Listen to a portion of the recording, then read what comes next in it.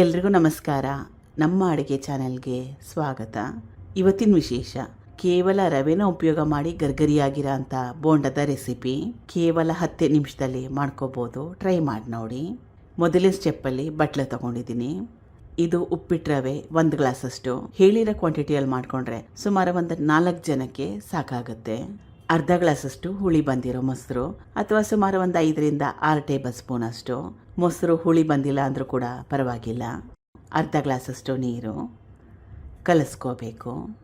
ಇದನ್ನು ಸುಮಾರು ಒಂದು 10 ನಿಮಿಷ ರೆಸ್ಟ್ ಮಾಡೋಕ್ಕೆ ಬಿಡಬೇಕು. ರವೆ ಕರೆಕ್ಟಾಗಿ ಸೆಟ್ ಆಗಬೇಕು. 10 ನಿಮಿಷ ಆದಮೇಲೆ ಎಲ್ಲದಕ್ಕೂ ಮೊದಲು ಒಂದು ಸಲ ಚೆನ್ನಾಗಿ ಕಲಿಸ್ಕೊಂಡು ನೋಡಬೇಕು. ಕನ್ಸಿಸ್ಟೆನ್ಸಿ ಹದ ಏನಾದರೂ ತುಂಬಾ ಜಾಸ್ತಿ ಗಟ್ಟಿಯಾಗಿ ಹೋಗಿದ್ರೆ ಸ್ವಲ್ಪ ನೀರನ್ನ ಹಾಕ್ಕೊಂಡು ಅಡ್ಜಸ್ಟ್ ಮಾಡ್ಕೋಬೇಕು.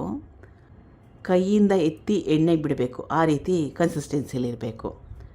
ಅಥವಾ ನಾನು ಯಾವ ರೀತಿ ತೋರಿಸ್ತಾ ಇದ್ದೀನಿ ನೋಡಿ, ಆ ರೀತಿ ಕನ್ಸಿಸ್ಟೆನ್ಸಿಯಲ್ಲಿ ಇರಬೇಕು. ಬೇರೆ ಪದಾರ್ಥಗಳನ್ನ ಸೇರಿಸ್ಕೊಳ್ಳೋಣ.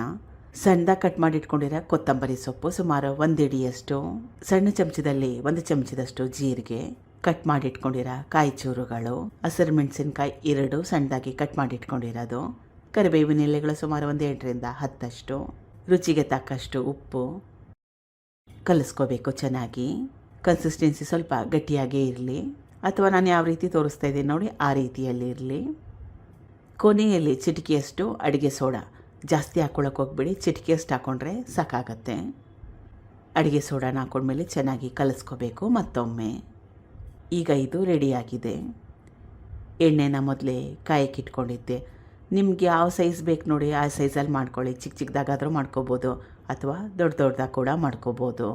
ಆಗಾಗ ತಿರುವಾಕೊಳ್ತಾ ಎಲ್ಲ ಕಡೆ ಚೆನ್ನಾಗಿ ಫ್ರೈ ಮಾಡ್ಕೋಬೇಕು. ಒಳ್ಳೆ ಬಣ್ಣ ಬಂದಿದೆ, ಕ್ರಿಸ್ಪಿ ಆಗಿದೆ. ಈ ರೀತಿ ಆಗೋವರೆಗೂ ಫ್ರೈ ಮಾಡ್ಕೋಬೇಕು. ಗ್ಯಾಸ್ ಸ್ಟವ್ನ ಮೀಡಿಯಮ್ ಫ್ಲೇಮ್ನಲ್ಲಿ ಇಟ್ಕೊಳ್ಳಿ, ಲೋ ಫ್ಲೇಮ್ ಬೇಡ. ಒಂದು ಪ್ಲೇಟಲ್ಲಿ ಟಿಶ್ಯೂ ಪೇಪರ್ನ ಹಾಕಿಟ್ಟಿದ್ದೆ. ಅದ್ರ ಮೇಲೆ ಹಾಕ್ಕೊಂಡ್ರೆ ಎಕ್ಸ್ಟ್ರಾ ಎಣ್ಣೆ ಇರುತ್ತಲ್ಲ, ಅದೆಲ್ಲ ಟಿಶ್ಯೂ ಪೇಪರ್ ಏರ್ಬಿಡುತ್ತೆ. ಕಾಯಿ ಚಟ್ನಿ ಜೊತೆಗೆ ಚೆನ್ನಾಗಿರುತ್ತೆ. ಮದ್ದೂರು ವಡೆ ಥರ ಸ್ವಲ್ಪ ಟೇಸ್ಟ್ ಬರುತ್ತೆ, ಚೆನ್ನಾಗಿರುತ್ತೆ. ಕೆಚಪ್ ಇದ್ರೂ ಕೂಡ ಸಾಕು. ಟ್ರೈ ಮಾಡಿ ನೋಡಿ. Thank you for watching. ಧನ್ಯವಾದಗಳು.